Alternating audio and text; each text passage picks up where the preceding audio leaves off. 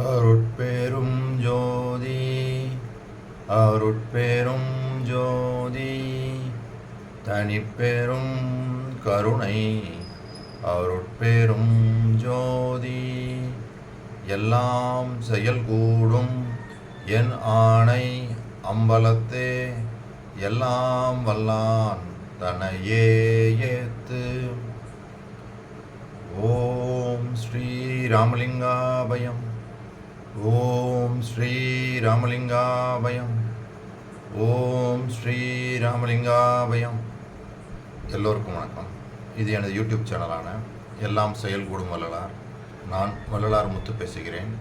இன்றைய பதிவில் நாம் முறையீடு என்ற தலைப்பின் கீழ் வரும் 6வது பாடலுக்கான விளக்கத்தை பார்க்க இருக்கின்றோம். முதலில் நான் பாடல் வரிகளை படிக்கிறேன், பின்பு விளக்கத்தை பார்ப்போம். கலை முடிவு கண்டறியேன், கரணமெல்லாம் அடக்கும் கதி அறியேன், கதி அறிந்த கருத்தர்களை அறியேன், கொலை புலைகள் விடுத்தறியேன், கோபம் அறுத்து எறியேன், கொடுங்காம கடல் கடக்கும் குறிப்பறியேன், குணமாம் மலைமிசை நின்றிட அறியேன், ஞான நடம்புரியும் மணிமன்றம் தனை அடையும் வலியும் அறிவேனோ, இலை எனும் பொய் உலகினிடை எங்கனம் நான் புகுவேன், யாருக்கு உரைப்பேன், என்ன செய்வேன், ஏதும் அறிந்திலனே. இதுதான் இந்த 6வது பாடல்.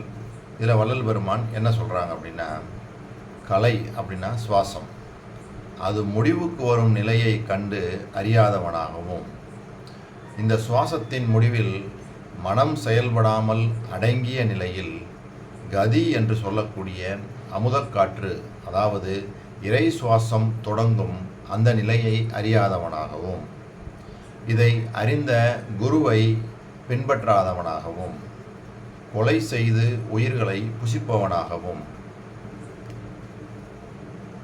ஞான அறிவினால் கோபத்தையும் காமத்தையும் தடுக்க அறியாதவனாகவும், நற்குணங்கள் கொண்டு வாழாதவனாகவும், எல்லாம் வல்ல இறைவன் ஞான நடம்புரியும் சிற்றம்பலத்தை அடையும் வழிவகைகள் அறியாதவனாகவும், மேலும் இல்லை என்று சொல்லத்தக்க இந்த பொய்யான உலகத்திலே அழிந்து கிடக்கும் நான் எங்கனம் சிற்றம்பலத்திலே புகுவேன், யாரிடம் கேட்பேன், என்ன செய்வேன், ஒன்றும் அறியாதவனாக இருக்கின்றேனே அப்படின்னு சொல்லி இறைவனிடம் ஒரு முறையீடாக வைக்கிறாங்க.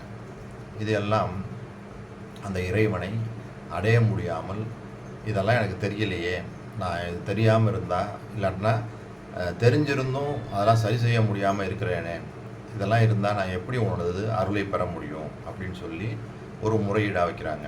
சரி, இப்போ நம்ம இதை படித்ததுலேருந்து பார்த்தீங்கன்னா, முதல்ல யோகத்தை பற்றி சொல்கிறாங்க. அதாவது யோகத்தின் மூலம் அந்த இறை அனுபவத்தை பெறுறது எப்படி. அதாவது இந்த முதல்ல 2 வரிகள் பாருங்கள்.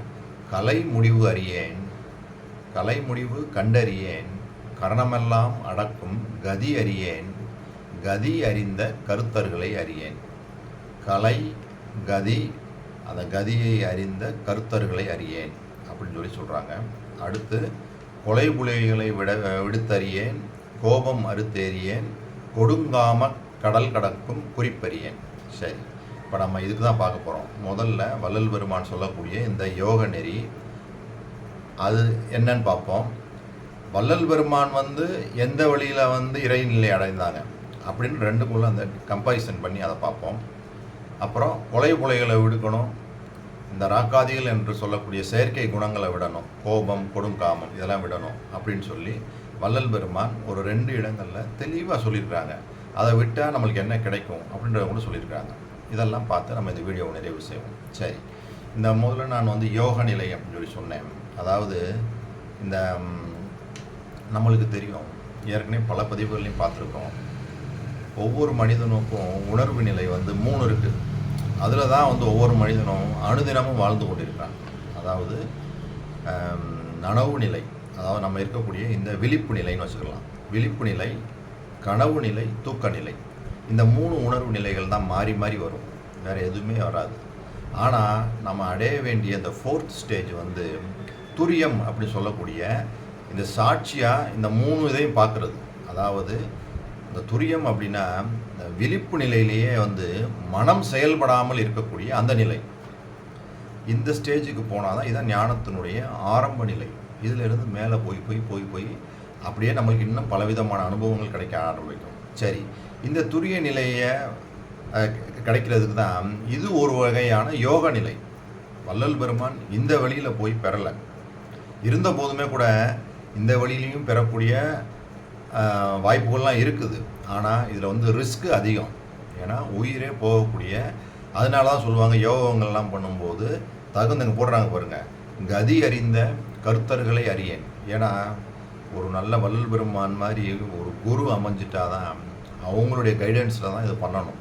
இல்லை அப்படின்னா அந்த கதின்னு ஏன் அப்படி சொல்கிறேன் அப்படின்னா, இதில் என்ன நடக்குது அப்படின்னா இந்த மெத்தடில், அதாவது எப்படி சொல்கிறாங்கன்னா கலை முடிவு கண்டறியேன் அப்படின்னா, இப்போ நம்ம இந்த சுவாசத்தை தொடர்ந்து கவனிச்சுக்கிட்டே இருக்கிறது.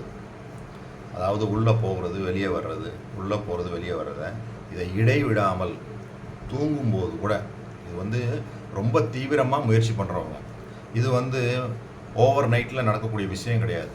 ஆனால் இதையே சதா இந்த சுவாசத்தையே கவனிச்சுட்டே இருந்தோம்னா மனமும் ஒடுங்கும், இந்த சுவாசமும் ஒடுங்கும். இந்த ஒடுங்கி ஒரு ஸ்டேஜில் இந்த வெளியே வரக்கூடிய இந்த சுவாசமே நின்றோம்.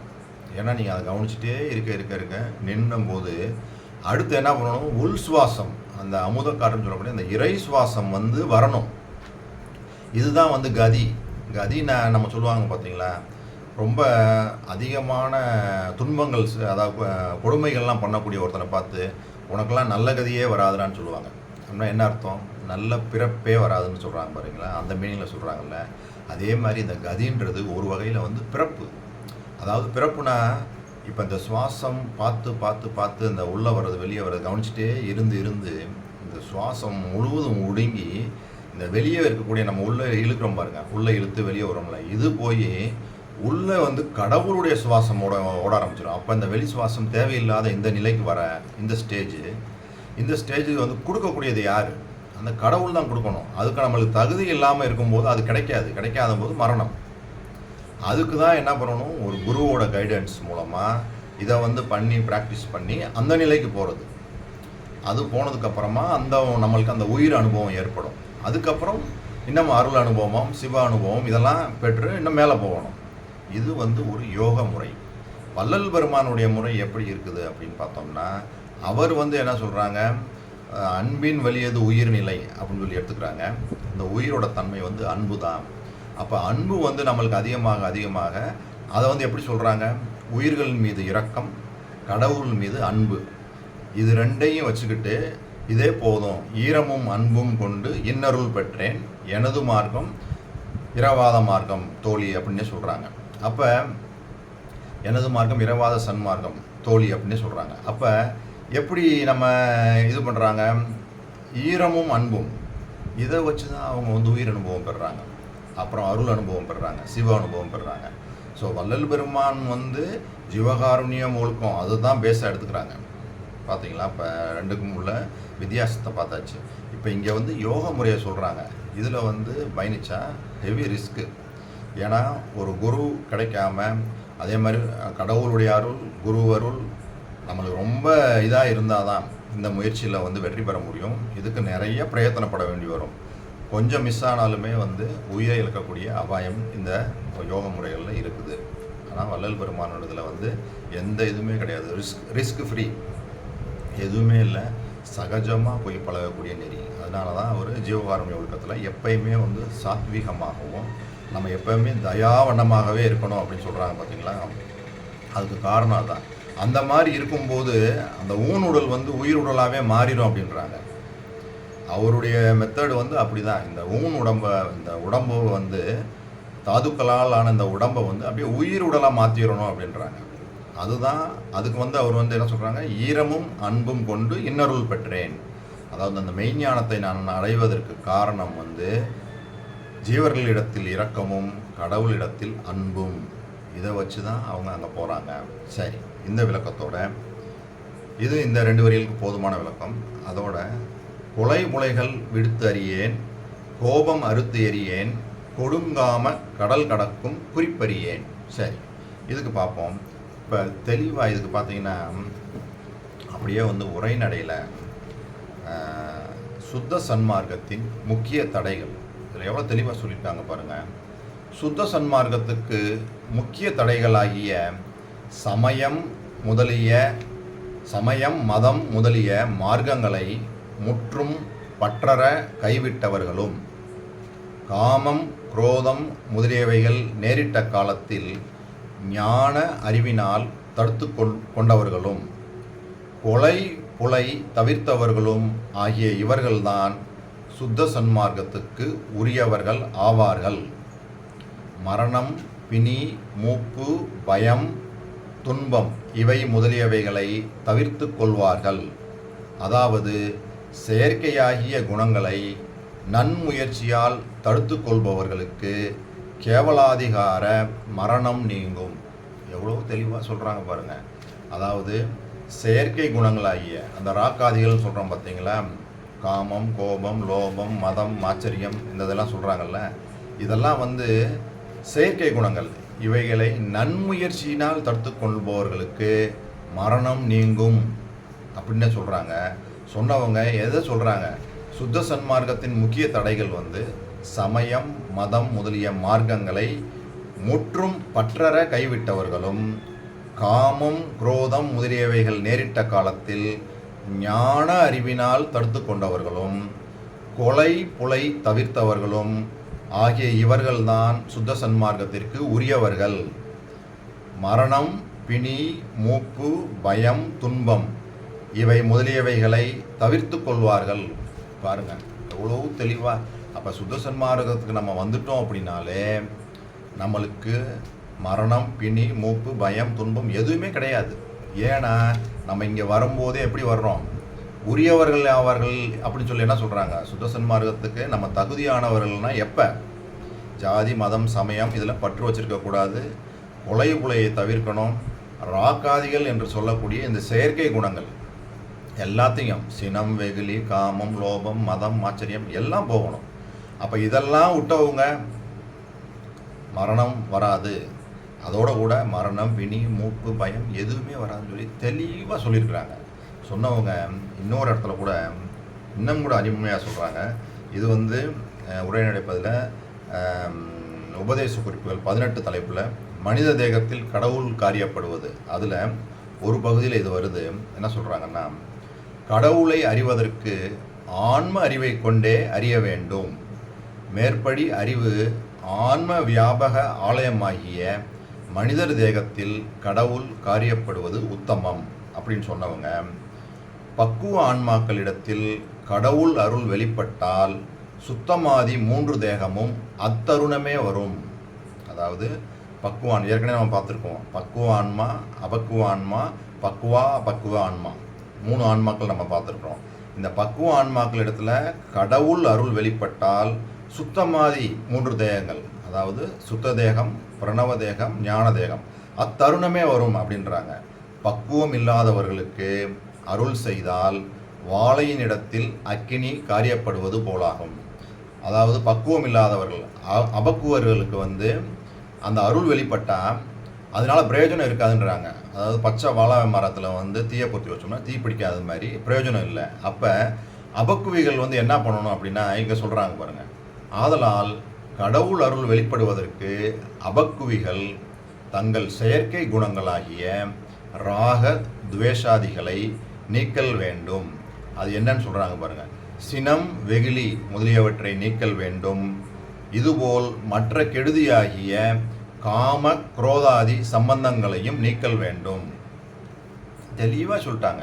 அப்போ அந்த அபக்குவிகளும் இந்த ராகதுவேஷாதிகள் என்று சொல்லக்கூடிய சினம் வெகுளி கோபம் காமம் லோபம் மதம் ஆச்சரியம் இது எல்லாத்தையும் விட்டுட்டா அபக்குவிகளுக்கும் அந்த கடவுள் அருள் வெளிப்பட்டு வரும்போது இந்த ராகதுவேஷாதிகளை நீக்கும்போது நம்மளுக்குமே வந்து அந்த முத்தேக சித்தி கிடைக்கும் அப்படின்னு சொல்லி இங்கே தெளிவாக பதிவு பண்ணியிருக்கிறாங்க. இப்போ நான் சொன்ன இந்த விஷயம் வந்து அப்படியே வந்து இங்கே இருக்கும் பாருங்கள். இங்கே வந்து அவர் சொல்கிறது பாருங்கள்.